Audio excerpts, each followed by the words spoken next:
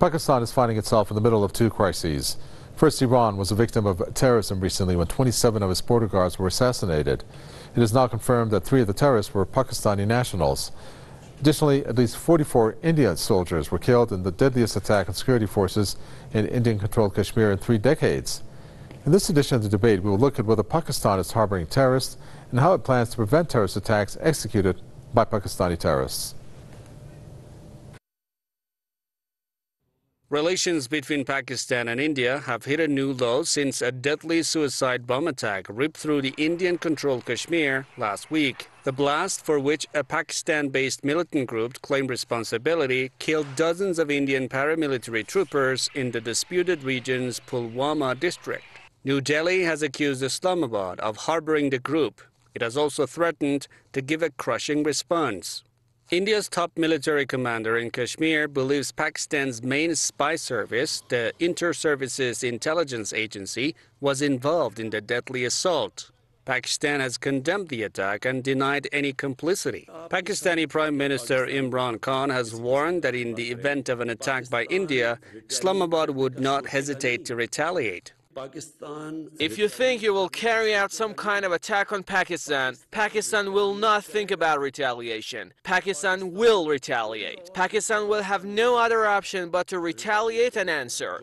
Separately, in a letter to the United Nations Secretary General Antonio Guterres, Pakistan's Foreign Minister Shah Mahmood Qureshi demanded that India conduct an open and credible investigation into the bombing. He blamed India's threat of using force against Pakistan as the reason behind the deteriorating security situation in Kashmir. Experts believe the situation is backfiring for Pakistan.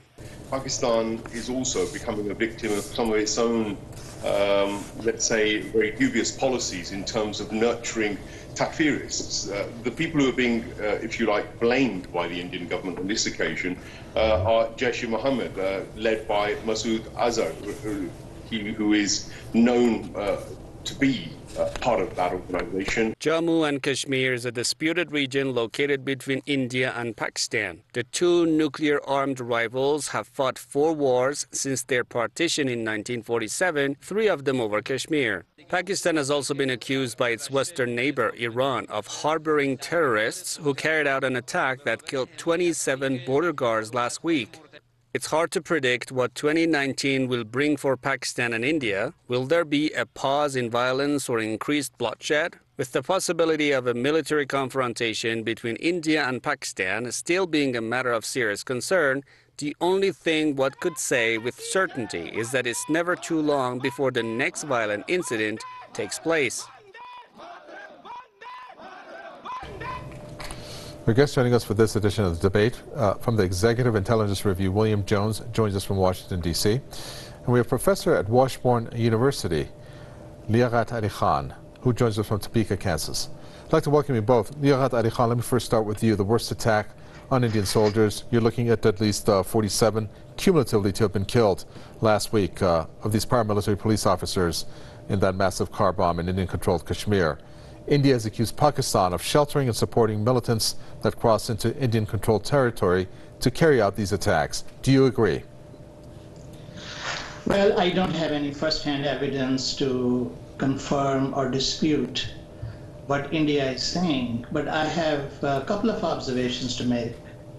First of all, the line of control, which divides the occupied Kashmirs on both sides, is heavily guarded border between any 2 nation states in this world.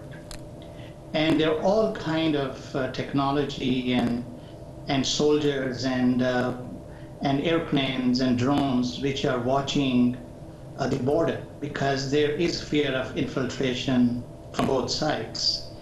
So it is not clear that how someone from Pakistan would enter with this kind of huge materials to detonate and actually successfully enter the border and then successfully commit the attack. So it seems very unlikely that the material was transported from Pakistan to India. Now it is quite possible, and I'm not sure, I don't have any evidence to show it, that Pakistan provided logistical assistance to some local militants who were ready to sacrifice their lives to highlight the atrocities of Indian Army in the occupied Kashmir. So I think that possibility cannot be ruled out. And I think the solution is that India should present evidence, which is credible evidence, to some international institutions. You know, unfortunately, Amnesty International, Human Rights Watch, and other organizations that, you know, supervise such conflicts, they have been banned from entering Kashmir. So there is no objective, verifiable institution or evidence that could show that this attack was prompted by Pakistan or was heavily assisted by Pakistan. So right now, I think we have simply an allegation against a country, Pakistan, which has a very bad reputation in matters of terrorism. Okay, let's take a look at what the Pakistani Prime Minister, William Jones, has said in terms of India, that it is targeting Pakistan without an evidence, as our guest there did say. And he posed the question, Imran Khan, why would Pakistan attack India at a time when it's going forward on the path of development? And let me quote him. It says, "It is in our interest that nobody from our soil spreads violence." Imran Khan saying. What do you think, William Jones? Do you think that this, again, without evidence and a speculation by our guest, for example, that maybe the intelligence services of Pakistan may have provided intelligence, again, this is speculation, for, let's say, some militants to commit this act? Well, let me say the first thing, that a military conflict between Pakistan and India would be a great tragedy, not only for the Indian subcontinent, but also for the whole world. These are both nuclear powers, obviously, and this thing can escalate tremendously. So that any moves on the military side to escalate, I think, would be really the worst possible solution to a problem that remains to be solved. Historically, of course, there have been ties between parts of the ISI and the terrorists in Kashmir and also in other places. This may be the case here as well, although many of the observers, as I believe the former speaker here said, was that many of the things that are going on in Kashmir are Kashmir related and don't need that support from the outside. Nevertheless, an investigation would really be called for, and I think that the Pakistani Prime Minister's suggestion that they are open to cooperating with any kind of investigation the Indian forces want to do, and furthermore, that if there is clear evidence presented of Pakistani elements or elements in Pakistan having been involved in this, he would be prepared to deal with them appropriately. I think furthermore, as he has also said, and as the other speaker, the other guest today had also indicated, that if this would go to the UN, if you had an outside force there to monitor the investigation, to assist in the investigation, you would come up with either the results that there was Pakistani involvement, and then the Prime Minister would have to hold to his word, or that there was no Pakistani involvement and that it was an internal situation, internal forces in Kashmir alone who had carried this thing out, then that would de-escalate the crisis. But the basic thing is, we do not want more military action on the Indian subcontinent at this stage of the game, because that could really blow up the situation in the region as a whole. Well, on the threat of conflict, again, a reaction that I'd like to get from you, Liaquat Ali Khan, is what the Pakistani Prime Minister Imran Khan has said, that I want to tell the Indian government that we will take action if evidence is found against anyone from Pakistan. But, well, this is not in terms of a military action. More of what the Pakistani Prime Minister has said on this issue. He says, I want to tell the Indian government that we will take action of evidence if evidence is found. And then this question has come about, Liaquat Ali Khan, why the Pakistani Prime Minister did not say anything on this terrorist organization, Jaish al-Ad. Is that a question mark that is for you also? No, it is not, because I think the actionable evidence has to show that Jaish is in fact involved in this attack.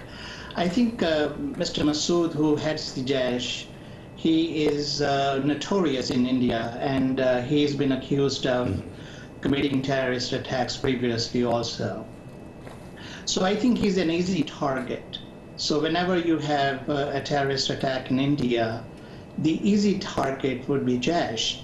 And somehow Jaish also wants to claim everything that is happening in India. So just because they say that we have done it, doesn't mean that they have done it. They just want to take credit, and they want to their own, honor within the country that they are fighting for the Kashmiris.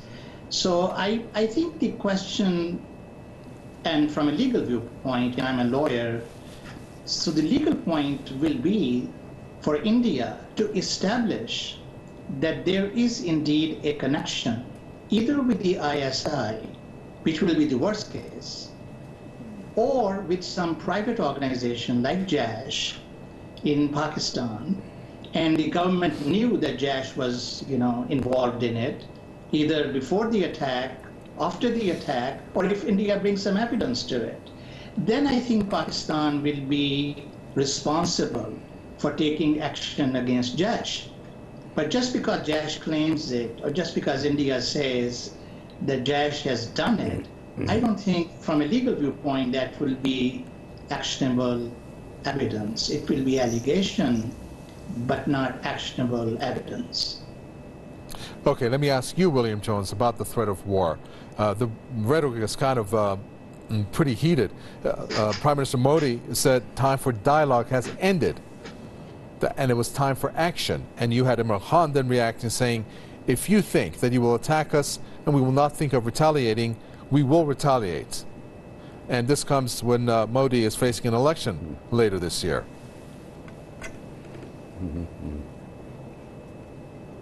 This is obviously the worst type of situation you can get into, because there is this political pressure on the part of the Indian Prime Minister to move in the direction of action which he feels would strengthen his support among Hindu nationalists. So that's an element that can't be entirely ignored. Nevertheless, I think it would create a chaotic situation in the region as a whole, which would also have negative consequences for India and for the Indian economy, which is still suffering a lot in this era of some development in the region. And therefore, I think it would have negative consequences in the long term also for India. But if it does occur, of course, the reaction of the Pakistanis will be to meet tit for tat, and that it would lead to a military conflict, either a long or short one, but also with the idea that they both have nuclear weapons, and there may be a thrust to use these in order to end this war quickly. So it's a very tenuous situation. I think only with some kind of negotiated settlement, some kind of investigation that will put forward on the table what actually has happened is the only way that we're going to resolve this situation. Okay, let's move on to another crisis that has happened, Liaqat Ali Khan, and that is regarding the Jaish al-Adl attack, based on what Iran has said and the responsibility that it has taken on killing the 27 IRGC soldiers. The IRGC has said that the suicide bomber and 2 other perpetrators of this attack were or are from Pakistan. Iran's intelligence minister saying that it's going to give a firm response to Pakistan on this. So what are we looking at here? Is this a warning that Iran is going to follow through with, which it says that it will, and this is not going to be taken lightly? Well, I think this India-Pakistan is a very different story, and Iran-Pakistan is absolutely, there's no comparison between the two situations. I think Pakistan is indebted to Iranian culture, Iranian language, and there's a lot of soft corner for Iran among people of Pakistan. even though there is some Shia-Sunni conflict which sours the relationship. But I think at the people's level, and even at the level of government, nobody wants to harm Iran. And I can say that for certainty. But at the same time, there are groups located in Balochistan which are probably sponsored by some foreign countries who are anti-Iran, and they want to harm the Iranian economy, the Iranian people, the Iranian territory, and the Iranian, the guards. So I have no doubt that the Pakistanis who were involved in this terrorist attack against Iran had no support whatsoever from the people of Pakistan, from the government of Pakistan, or from the intelligence agencies. Mm-hmm. I think it is a purely terrorist attack by a group probably sponsored by a foreign country or maybe domestically funded, but not affiliated with the ISI or the government. Now, I think what Iran can do is to pressure Pakistan to find out this group and do something about this group. And I don't think Pakistan is really capable of handling all the terrorists. You should know that Pakistan also suffers terrorist attacks, and thousands of people in cities have been killed by the terrorists. Mm-hmm. So just because some terrorist group attacked the Iranian guards or soldiers does not mean that Pakistan had the authority or had the power right. to prevent such attacks. But I agree with the Iranian stance that Iran should put pressure on Pakistan, and this will be a totally justifiable pressure. And I think Pakistan should welcome this, pressure or this, this request that full investigation should be taken with the intelligence of Iran. Who did it, why they did it, who sponsored it, and what can be done to eliminate this group so that there are no longer or no more terrorist attacks on the Iranian soil. William Jones, our guest, Liaqat Ali Khan, talks about a foreign country most likely to have funded this group. Would you think it's a foreign country that maybe did $20 billion worth of business dealings just in the past 48 hours in Pakistan? That's a good possibility. Look, the situation in Pakistan is complicated.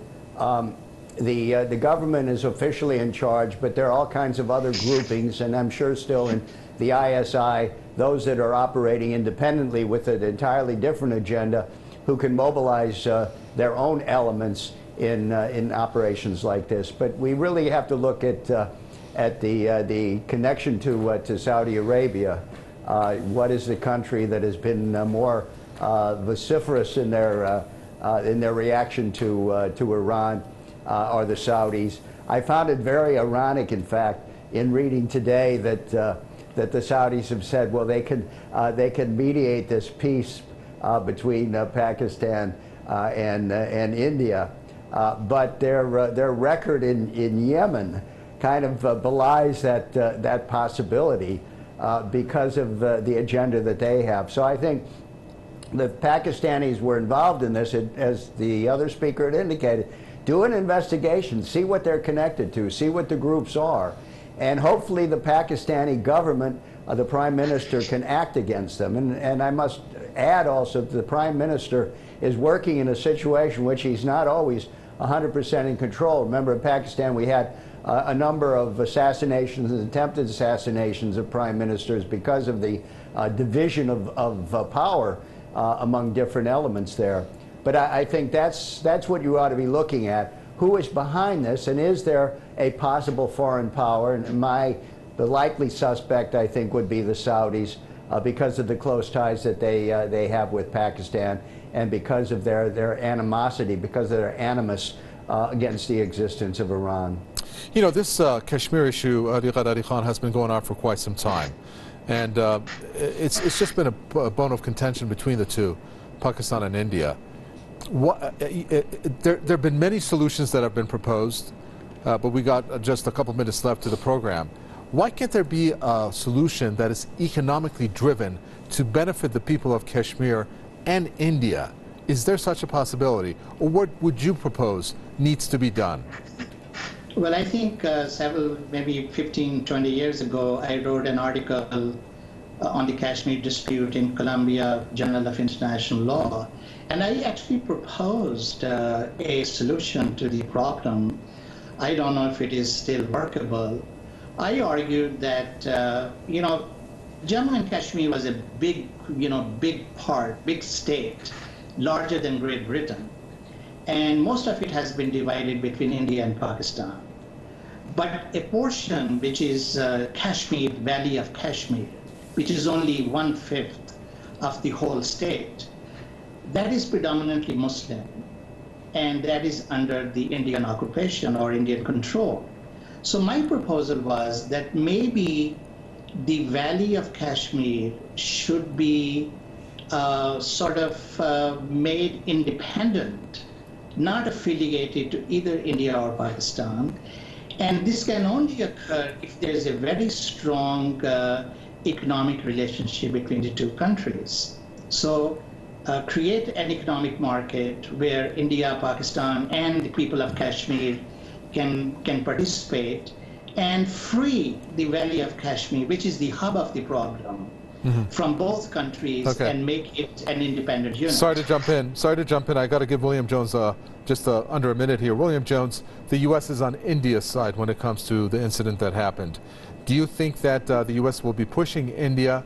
Because we know that the U.S. also is involved in talks with settling the situation in Afghanistan. So will it be using India as a means to solve this problem in terms of Afghanistan and as a whole? Well, obviously the U.S. Position has been very bad because they have kind of given the green light to India to take whatever action it deems necessary in this respect. And I think it shows you that within the Trump administration, perhaps not the president himself, but others there are more interested in conflict in a larger picture to undermine a country like Pakistan, which is allied with China, which they have now officially declared a competitor and possible rival.